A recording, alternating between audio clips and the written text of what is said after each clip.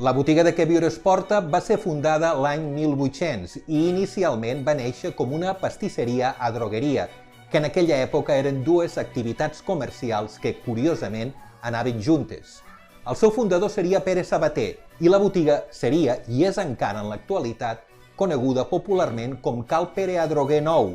És la botiga oberta més antiga de Montblanc i de la Conca de Barberà i una de les més antigues de les comarques del sud de Catalunya.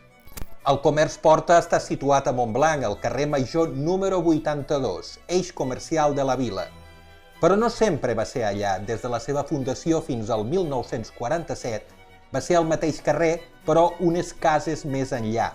L'any 1947 va ser traslladat a un vell local del segle XIX que conservava uns elements d'origen que han transcendit fins a l'actualitat.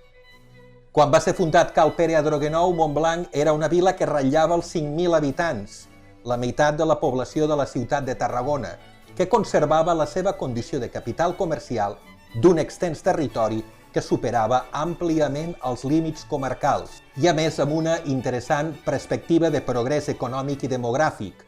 Les seves classes dirigents havien transitat cap a una cultura mercantil que a Montblanc s'expressava en el conreu i en l'explotació de la vinya i en la producció de vi, que a Reus era transformat en els prestigiosos aiguardents que s'exportaven arreu del món.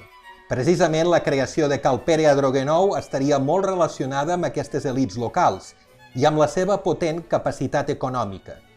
A principis del segle XIX, els articles que es venien a la drogueria i a la pastisseria eren productes molt innovadors i de luxe, destinats quasi exclusivament a les classes socials amb més capacitat de despesa.